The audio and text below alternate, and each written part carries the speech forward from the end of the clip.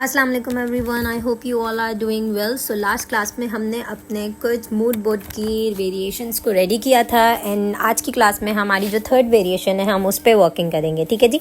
So third variation में हमारे पास कौन कौन से जो है वो एलिमेंट्स हैं हम वो देख लेते हैं। ये सबसे पहले मैं अपना रेड कलर चेंज कर लूँगी ताकि हम देख पाएँ कि कौन कौन सी वेरिएशंस हमारे पास मौजूद है। ठीक है, थोड़ा सा जूम इन कर लूँगी ताकि थर्ड वेरिएशन हमें क्लियरली समझ आ सके।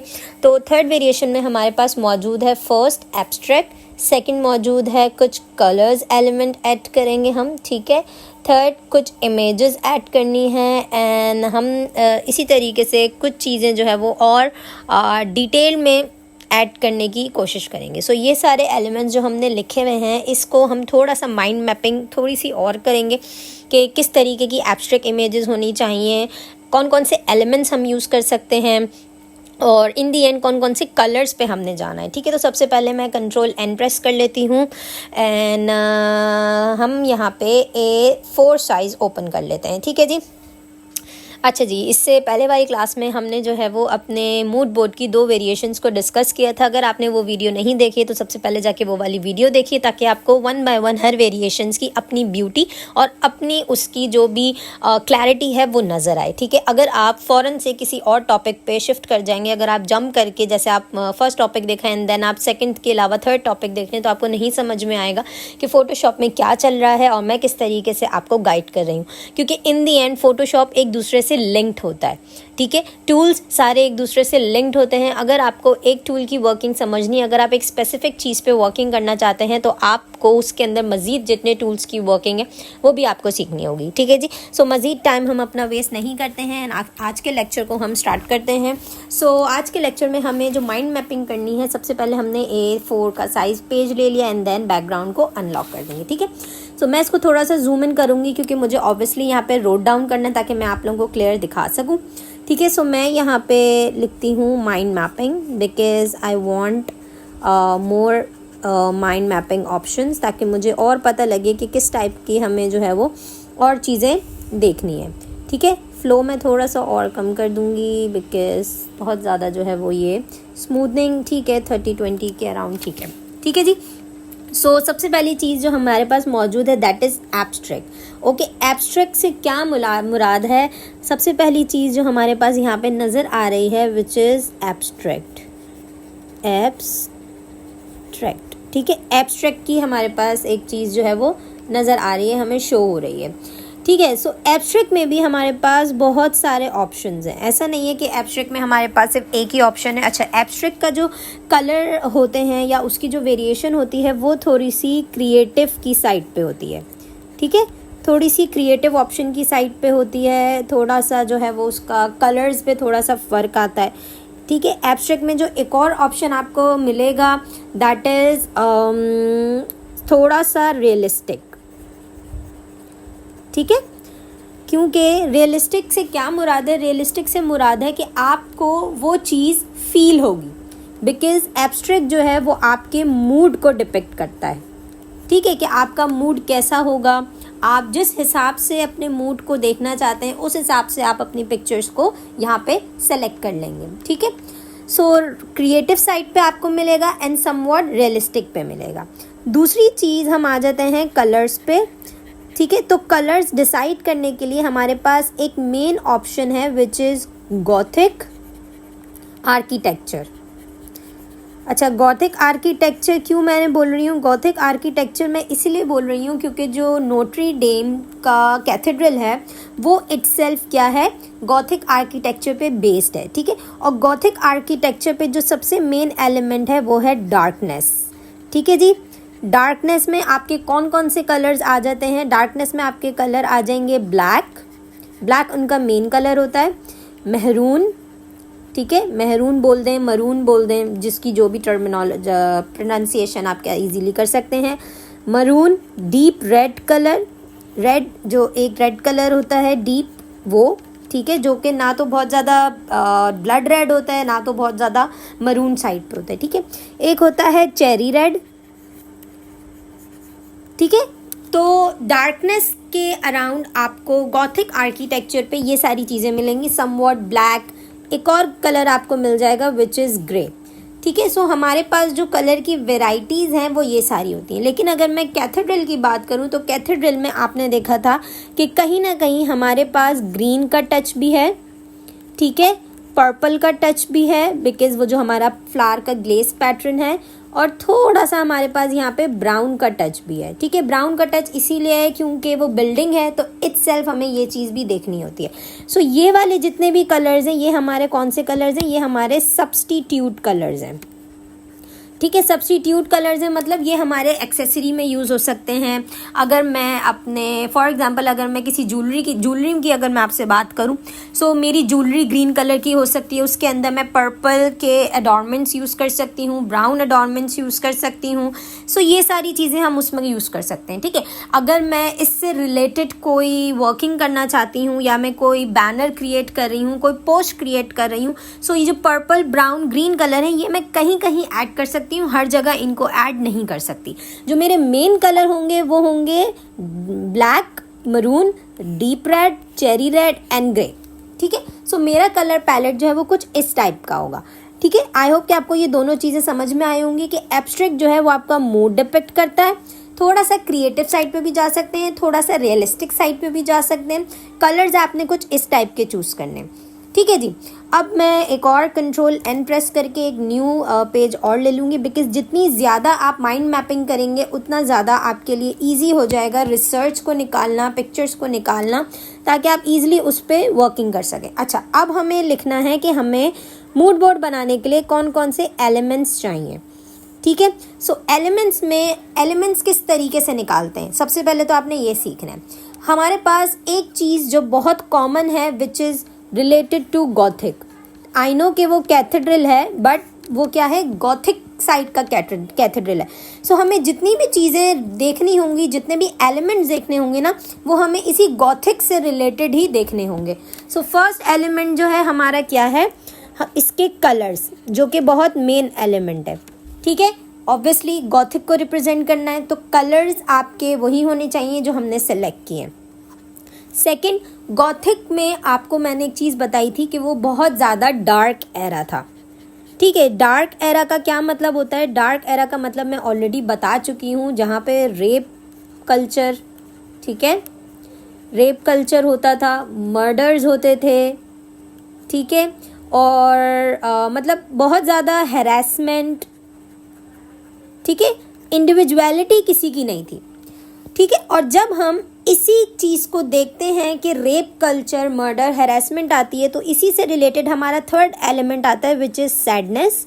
जाहिर है अगर हमारे अराउंड भी कभी कोई ऐसी हम न्यूज़ सुनते हैं या कुछ भी ऐसी बात सुनते हैं तो हमारे अंदर भी वो सैडनेस आ जाती है, ठीक है।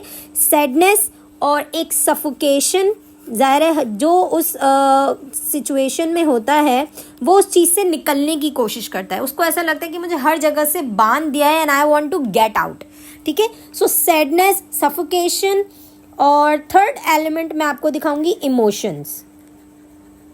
इमोशंस का मतलब है कि बहुत सारी चीज़ें अंदर चल रही होती हैं लेकिन आप बाहर एक्सप्रेस नहीं कर सकते, ठीक है। सो ये सारी चीज़ें हमारा मेन एलिमेंट है विच इज़ कलर्स। कलर्स में आपने अपने मेन कलर्स को चूज़ करना है। सब्स्टिट्यूट कलर्स के साथ हम क्या करेंगे वो मैं आपको थोड़ी देर में जब हम प्रैक्टिकली मूड बोर्ड बनाएंगे तो मैं आपको दिखाऊंगी, ठीक है। एक आपने मेन कलर्स पे जाना है, एक आपने डार्क एरा पे जाना है जिस पे आपका रेप कल्चर, मर्डर्स, हैरेसमेंट, और इन्हीं से रिलेटेड हमारी एक चीज़ आई है which is sadness, suffocation and emotions. अच्छा, एक और चीज़ मैं आपको क्लियर कर दूं कि कैथेड्रल जो है वो एक आर्किटेक्चर बेस्ड है, ठीक है। ऑब्वियसली एक आर्किटेक्चर है, एक बिल्डिंग है, तो अगर मैं उसके स्पाइकीनेस या उसकी स्ट्रॉन्ग अपीयरेंस या उसका थोड़ा सा कोनिकल अपीयरेंस की बात करूं तो वो चीज़ मैं अपने मूड बोर्ड में नहीं डाल सकती। वाई? बिकॉज उसका मेरे मूड से कोई रिलेटेड नहीं है। उसका रिलेटेड है, उसकी रिलेशन जब होगी जब हम कोई मोटिव क्रिएट करेंगे, जब हम कोई बैनर में हमें कोई ज्योमेट्रिक शेप देनी होगी, हम उससे उसको रिलेट करेंगे। अगर हमें ग्राफिक्स से रिलेटेड कोई काम करना है, गॉथिक से रिलेटेड अगर हमें कुछ डिज़ाइन करना है, कुछ बैनर, कुछ पोस्ट, कुछ भी डिज़ाइन करना हो, चाहे आपको ज्वेलरी हो, बैनर हो, पोस्ट हो, आपको ड्रेसेस डिज़ाइन करने हो, आपको मोटिव बनाना हो, आपको कुछ भी डिज़ाइन करना हो इन दी एंड, सो वो वाली जितनी भी इसकी स्टडी एलिमेंट्स है वो यूज़ होंगे उनमें। लेकिन जब हम मूड बोर्ड की बात करते हैं तो मूड बोर्ड में आपके पास वो वाले एलिमेंट ज़्यादा होने चाहिए जो आपके मूड को डिपिक्ट करें। ठीक है जी। तो आपने ये चीज़ का ध्यान रखना है कि आपने जो भी एलिमेंट्स आप गैदर कर रहे हो वही सारे एलिमेंट्स पे आपने वर्किंग करनी है। इन दी एंड आपके पास ये नहीं होना चाहिए कि नहीं ये मैंने क्या बना दिया, या ये मुझसे क्या बन गया, या ये एलिमेंट तो इसमें है नहीं। सो ये सारी चीज़ें आपने एक उसकी क्लैरिटी दिखानी है। ठीक है। फोर्थ एलिमेंट जो मैं यहाँ पे चूज़ करूँगी वो मैं दिखाऊँगी वर्जिनिटी। ठीक है। वर्जिनिटी क्या होती है? आई डोंट थिंक सो कि मुझे इसको एक्सप्लेन करना ज़रूरी है, बट आप इसकी डेफिनेशन जो है वो पढ़ सकते हैं। बेसिकली वर्जिनिटी को मैं इसीलिए डिफ़ाइन करूँगी, इसीलिए कलर्स के थ्रू या अपने किसी एलिमेंट के थ्रू, बिकॉज जो कैथेड्रल का मेन एलिमेंट है वो है इनका वर्जिनिटी, जो थी इनकी गॉड मैरी, जिनको ये अपना जिनकी याद में इन्होंने जो है वो अपना कैथेड्रल बनाया है। ठीक है जी। तो इसी वजह से एक वर्जिनिटी जो मेन एलिमेंट है वो मैं यहाँ पे ज़रूर ऐड करने की कोशिश करूँगी। आई होप कि आपको समझ में आया होगा कि आप किस तरीके से अपने एलिमेंट्स को डिवाइड कर सकते हैं। अगर मैं फर्स्ट एलिमेंट की बात करूँ माइंड मैपिंग की, तो यहाँ पे हमें वन बाय वन चीज़ें आहिस्ता आहिस्ता समझ में आ रही हैं। सबसे पहली चीज़ कि हमें मूड किस तरीके से दिखाना है, डिपेंड करता है आपके ऊपर। आप चाहें तो आप अपना रियलिस्टिक मूड रख लें, आप चाहें तो आप अपना क्रिएटिव मूड रख लें। मैं यहाँ पे रियलिस्टिक की तरफ जाऊँगी। क्योंकि गॉथिक एरा जो है वो इटसेल्फ एग्जिस्ट करता था। ये कोई नॉन फिक्शन नहीं है, ये एक फिक्शन एरा है। एक ऐसा एलिमेंट है, एक ऐसा दौर था जो लोगों ने फेस किया है, जो उनके ऊपर गुजरी है, उन्होंने उस चीज़ को समझा है। ठीक है। सो इसीलिए मैं थोड़ा सा रियलिस्टिक वे में इसको एक्सप्लेन करूँगी बनिस्बत इसके कि मैं थोड़ा सा क्रिएटिव वे में जाऊँ। दूसरी चीज़, कलर्स जो है मैं इसके अंदर डार्कनेस को ज़्यादा प्रेफर करूँगी बनिस्बत इसके सब्स्टिट्यूट कलर्स को। सब्स्टिट्यूट कलर्स के साथ हमें क्या करना है उसका भी हम जो है वो थोड़ा सा एलिमेंट देख लेंगे कि सब्स्टिट्यूट एलिमेंट्स के साथ क्या हो सकता है। ठीक है। इसके अलावा जो हमने माइंड मैपिंग की उसमें ये था कि हमें डार्क एरा दिखाना है। तो अब आपको समझ आ रहा होगा कि डार्क एरा से मतलब है कि आपने जो भी यहाँ पे एलिमेंट शो करना है वो डार्क कलर्स में होगा, और जिसका मेन कलर जो होगा वो होगा ब्लैक।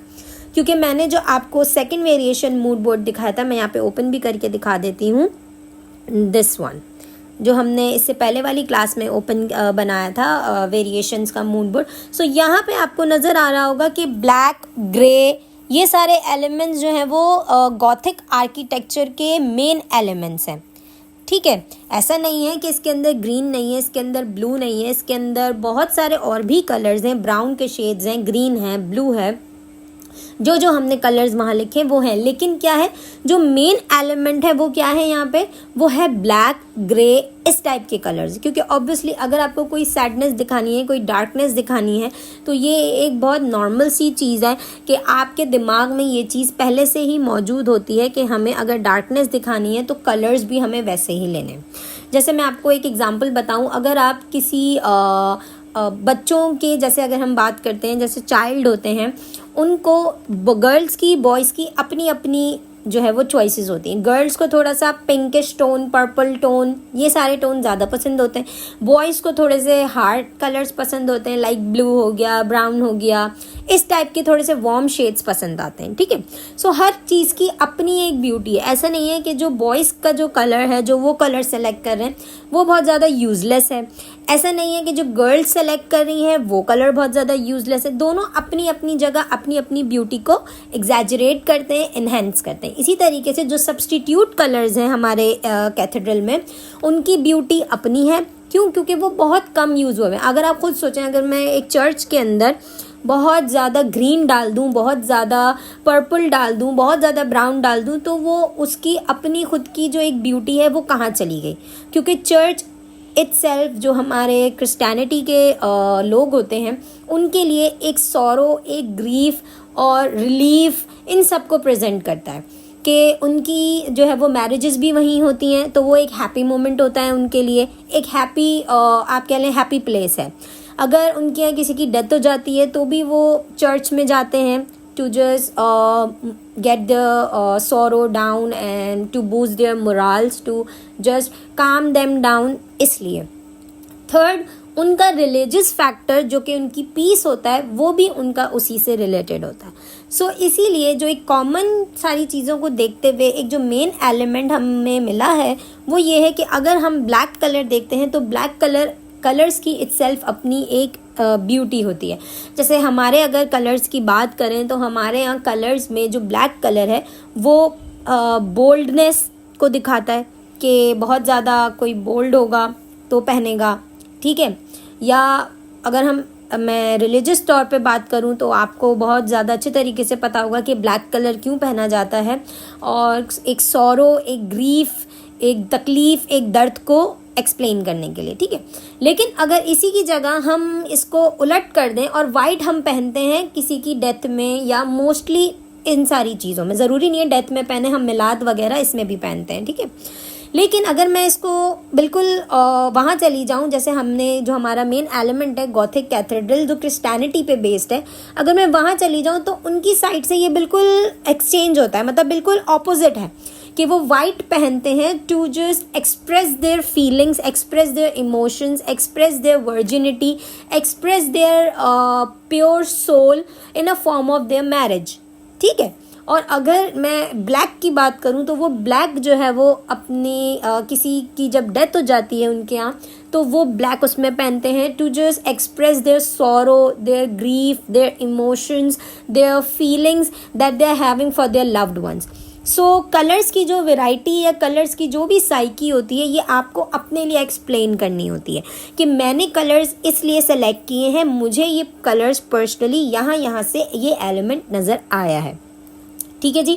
आई होप कि आपको ये डिटेल में जो मैंने बताया है कलर्स थ्योरी के बारे में और कलर्स को एक्सप्लेन किया है, वर्जिनिटी, बाकी सारी चीज़ों को एक्सप्लेन किया है, तो आपके लिए बहुत ज़्यादा इजी हो गया होगा। अब चलते हैं हमारी कुछ रिसर्च की तरफ, क्योंकि ऑब्वियसली हमें अपना मूड बोर्ड बनाना है तो उसके लिए कुछ रिसर्च करनी होगी। तो सबसे पहली रिसर्च होगी हमारी विच इज़ रियलिस्टिक। हम चलते हैं हमारे पिंटरेस्ट पे, क्योंकि पिंटरेस्ट जो है वो एक कैसा सर्च इंजन है ये आप लोग भी जानते हैं और मैं इटसेल्फ भी आप लोगों को एक्सप्लेन कर चुकी हूँ, ठीक है। सो यहाँ पे हम लिखते हैं गॉथिक। अच्छा, आप लोगों के पास ना कीवर्ड्स होने चाहिए, आप लोगों का माइंड जो है ना शार्प होना चाहिए, हाजिर होना चाहिए जब आप रिसर्च कर रहे हो, ठीक है। सो मैं यहाँ पे लिखूँगी गॉथिक एरा एडिटोरियल्स। आप एडिटोरियल्स लिख के एडिटो सही लिख रही थी, एडिटोरियल्स लिख के सर्च कर सकते हैं, फोटोग्राफी से लिख के सर्च कर सकते हैं, ठीक है। जब भी आप ये लिखेंगे ना तो आपके पास बहुत सारे ऐसी इमेजेस आएंगी, ठीक है। जैसे कि आपको यहाँ पे नज़र आ रहा होगा, मैं अगर ये सेकंड वाली पिक्चर ओपन करती हूँ तो आपको यहाँ पे नज़र आ रहा होगा that she is feeling very low, she is not comfortable, it's just like they just explain their grief, sorrow, pain। सो ये सारी चीज़ें जो है वो हमें यहाँ पे मिलती हैं, ठीक है। तो हमें सबसे पहले एक सॉलिड बैकग्राउंड चाहिए जो हम यहाँ पे सर्च करते हैं कि कहीं ना कहीं हमें वो बैकग्राउंड मिल जाएगा।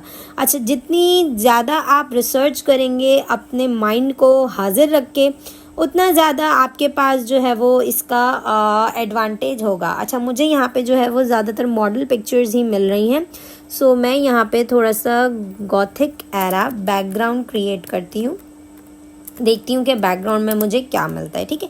1 on 1 आपने अपने कीवर्ड्स को पुट करते जाना है, 1 on 1 आपने अपनी हर चीज़ों को एक्सप्लेन करते जाना है। अच्छा, थोड़ा सा चर्च की बात हो रही है तो मुझे यहाँ पे कुछ ऐसी पिक्चर मिली है जो कि थोड़ी सी डार्क, थोड़ी सी वाइब्रेंट, थोड़ी सी इस टाइप की इमेज है, तो मैं इसको सेव कर लेती हूँ, डाउनलोड कर लेती हूँ, ठीक है।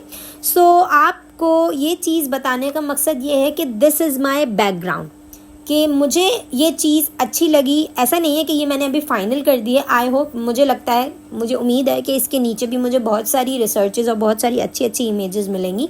बट अगर मुझे कोई अच्छा ऑप्शन नहीं मिलता तो this one will be my background, because I want to describe and I want to show my second side of of my element is that which is my architecture. So मेरा architecture का element भी उसके अंदर होना चाहिए, ठीक है. और आपको ये जो रियलिस्टिक वाला इफेक्ट मैं आपको बता रही थी उसमें आपको यहाँ पे क्लियर नज़र आ रहा होगा, बिकॉज इट्सेल्फ ये एक नेचुरल इमेज है जो एक एग्जिस्टिंग चर्च की उन्होंने कैप्चर की हुई है, जो एक गॉथिक के चर्चेज़ हैं उनकी कैप्चर की हुई है, एंड उसको थोड़ा सा एडिट किया हुआ है और उसको फिर रिप्रेजेंट किया हुआ है, ठीक है. सो हमने इन दी एंड जो भी चीज़ ऐड करनी है वो रियलिस्टिक ऐड करनी है. हम ये नहीं कर सकते कि नहीं हमने कार्टून ऐड कर लिया, हमने एनिमेटेड ऐड कर लिया, ऐसा हम नहीं कर सकते, ठीक है जी. सो रियलिस्टिक के हिसाब से मुझे ये वाली जो एक इमेज है वो बैकग्राउंड के लिए सही लगती है. आगे हम अपनी रिसर्च करते हैं, देखते हैं कि आगे और कौन सी इमेजेस हमें नज़र आती हैं, ठीक है जी. सो हम यहाँ पे मज़ीद और नीचे चलते हैं और देखते हैं हमें और कौन सी पिक्चर यहाँ पे नज़र आती है. जैसे कि this picture is also looks nice because इसके अंदर आर्किटेक्चर है, थोड़ा सा ग्रीफ सॉरो वाला मोमेंट है. सो ये वाली पिक्चर भी मैं डाउनलोड कर लेती हूँ. देखते हैं और मज़ीद हमें कुछ नज़र आता है और कौन से एलिमेंट हैं. अच्छा जी, थर्ड पिक्चर अगर आप देखें तो ऐसा नहीं है कि ये पिक्चर आपकी बैकग्राउंड में यूज़ नहीं हो सकती, आपकी ये पिक्चर भी बैकग्राउंड में यूज़ हो सकती है. बट आप देख रहे हैं कि इसके अंदर पर्पल का जो एलिमेंट है वो थोड़ा सा एक्सट्रीम है, ठीक है. सो इन दी एंड हमारे लिए वो चीज़ इतनी ज़्यादा फैसिनेटिंग नहीं है. आई डोंट थिंक सो कि मुझे मज़ीद और बैकग्राउंड के लिए कोई पिक्चर चूज़ करनी होगी. अच्छा, आपने ऐसा बिल्कुल नहीं करना कि आपने 2 पिक्चर सेलेक्ट करी and then you can good to go, आप चले गए अपना मूड बोर्ड बनाने के लिए. नो, आपके पास मैक्सिमम से मैक्सिमम इमेजेस होनी चाहिए. मैं अपने एंड से यहाँ पे 2 से 3 पिक्चर्स इसीलिए सेलेक्ट कर रही हूँ ताकि मैं जब आपको मूड बोर्ड बनाना सिखाऊँ, मूड बोर्ड बनाना बताऊँ, तो मेरे पास वीडियो के लिए या वीडियो में मेरे पास इतना ज़्यादा टाइम ड्यूरेशन नहीं है. अगर मैं यहाँ पे 20-20, 30-30, 40-40 पिक्चर्स की रिसर्च करने लग जाऊँगी तो मैं आप लोगों का टाइम वेस्ट कर रही हूँ. एंड मैं आपको कैसे उस चीज़ को जस्टिफाई कर पाऊँगी कि ऐसा होगा कि फिर एक घंटे का जो हमारा लेक्चर है उसमें सिर्फ हमारी पिक्चर की ही रिसर्च हो रही है, कुछ हम बना नहीं रहे, ठीक है. सो आपने ये कोशिश करनी है कि जितनी ज़्यादा आपके पास पिक्चर्स हों उतना ज़्यादा आपके लिए अच्छा है, ठीक है. सो अब मुझे थोड़ा सा सॉरो, थोड़ा सा ग्रीफ वाला मोमेंट चाहिए. सो मैं अब चलती हूँ थोड़ा सा पीछे जहाँ पे हमने थोड़ा सा एलिमेंट ऐड करने हैं which is now our editorials, ठीक है. सो अब मैं यहाँ पे अपने उन एडिटोरियल्स को देखूँगी. जैसे आप यहाँ पे देख रहे हैं कि मुझे और भी जो है वो यहाँ पे मुझे वो नज़र आ रहे हैं कि आप इसमें से भी जो है वो रेफरेंसेस आप यहाँ से भी सर्च कर सकते हैं, ठीक है. बट मुझे यहाँ पे ये नहीं चाहिए, तो मैं गॉथिक एरा पेन एडिटोरियल्स देखती हूँ कि मुझे इसमें क्या मिलता है. कोई ऐसी पिक्चर मिलती है जिसमें पेन शो हो रहा है, जिसमें थोड़ी सी तकलीफ़ शो हो रही है या ऐसा कुछ है, तो हम वो देखते हैं.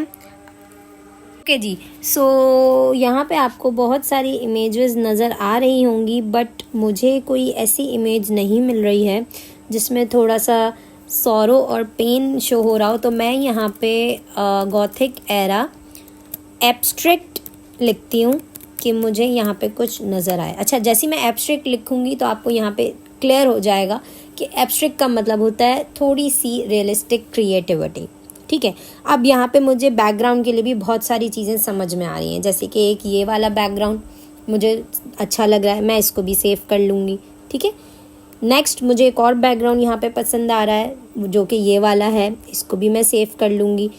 तो मैं रिसर्च के साथ साथ सारी चीज़ें, सारे एलिमेंट्स देखती रहूँगी कि और कौन कौन से एलिमेंट्स हैं जो मुझे नज़र आ रहे हैं, मुझे समझ में आ रहे हैं, ठीक है.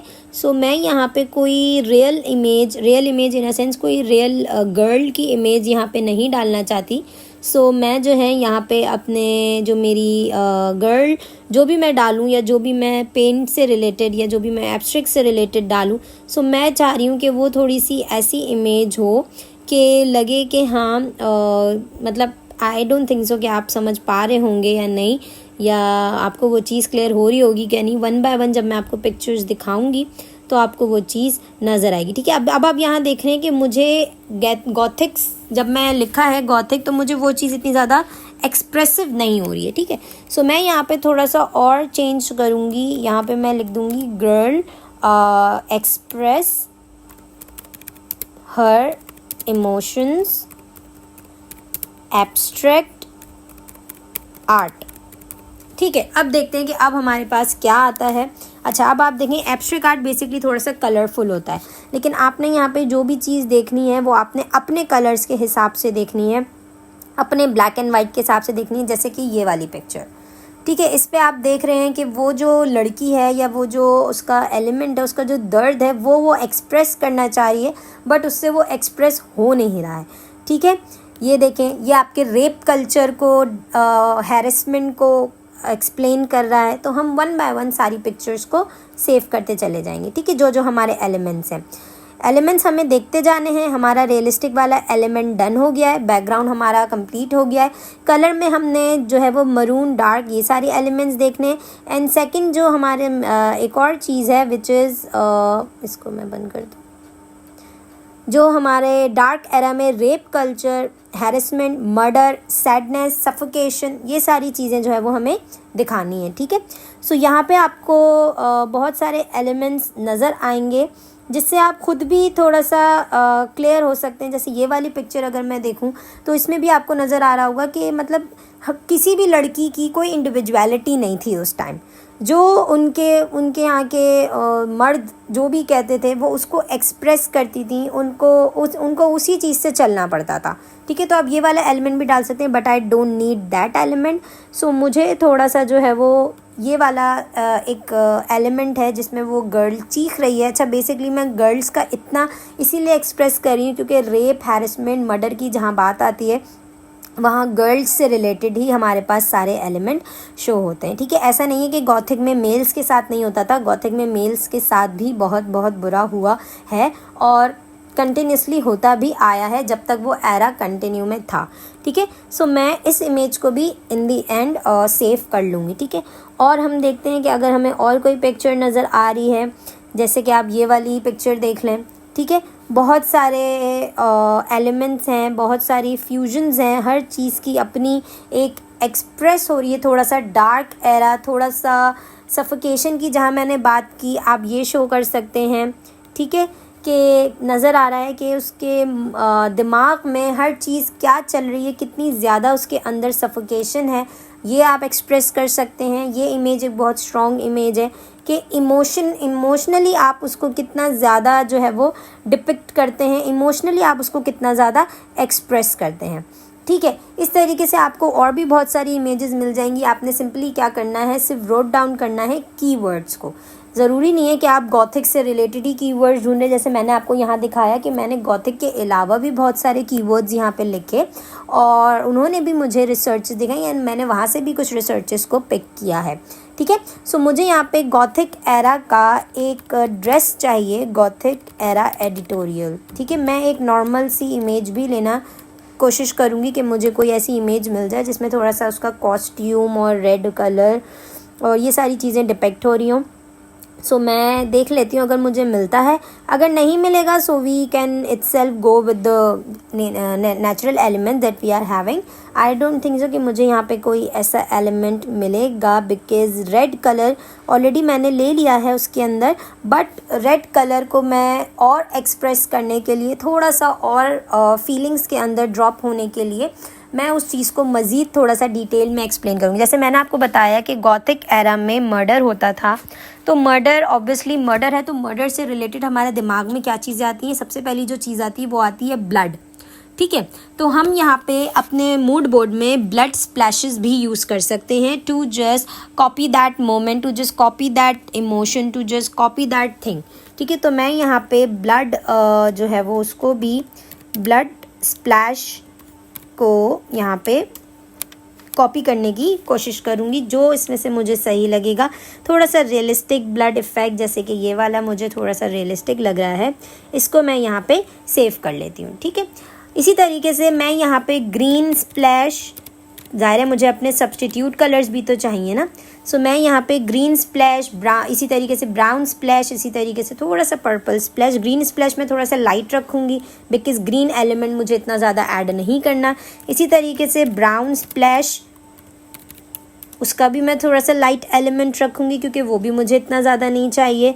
तो इन दी एंड कहने का मकसद ये है, आपकी जितनी भी रिसर्च हो, जैसी भी हो, आपने 1-on-1 उसको करते रहना है, ठीक है। पर्पल मैं एनहेंस नहीं करना चाह रही, सो मैंने इसी तरीके से अपनी रिसर्च करी है एंड आपको भी इसी तरीके से 1-on-1 अपनी रिसर्चेस करनी है। आप एक एलिमेंट से भी 1000 एलिमेंट निकाल सकते हैं, जैसे रेप कल्चर, हैरेसमेंट, मर्डर, ये तीनों एक अलग अलग एलिमेंट्स हैं। आप इनमें से भी अपने एलिमेंट्स निकाल सकते हैं। जैसे रेप कल्चर से मैंने निकाला सफोकेशन। जाहिर है रेप कल्चर का मतलब क्या होता है, ये बहुत सारी फीमेल्स ज़्यादातर समझती होंगी बनिस्बत मेल के। सो उसमें जो गुठन, जो सफोकेशन होती है, जो तकलीफ़ होती है, वो एक्सप्रेस आप कर सकते हो आप अपने आर्ट के थ्रू, ठीक है। सेकंड, हैरेसमेंट की जहाँ बात आती है वहाँ ये होता है कि हम खुद से कुछ नहीं कर सकते, we don't have our individuality, हमारी कोई इंडिविजुअलिटी नहीं है, हम खुद से कुछ भी नहीं कर सकते, we are bound to do it, हमें वही करना है जो हमसे कहा जा रहा है। सो एज अ कठपुतली, एज अ आप कह लीजिए पपेट, आपको वर्क करना पड़ता है, ठीक है। तो आपने एक एलिमेंट से भी दूसरा एलिमेंट क्रिएट कर लिया। तीसरी चीज़ जो मर्डर एलिमेंट है, उसमें सबसे पहली जो बात आती है वो आती है आपका ब्लड, क्योंकि ज़ाहिर है मर्डर है तो ब्लड होगा।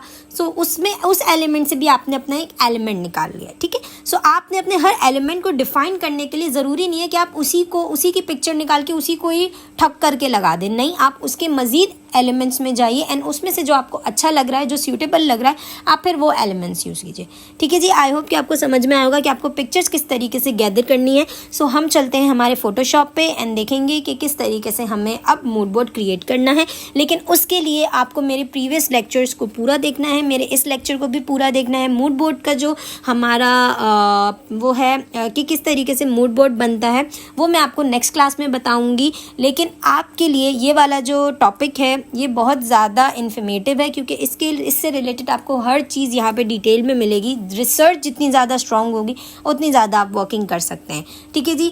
सो मुझे रखिएगा अपनी दुआओं में याद और अपना रखिएगा बहुत सारा ख्याल। मैं मिलती हूँ आपसे नेक्स्ट क्लास में इंटरेस्टिंग मूड बोर्ड के साथ। तब तक टेक केयर, अल्लाह हाफ़िज़।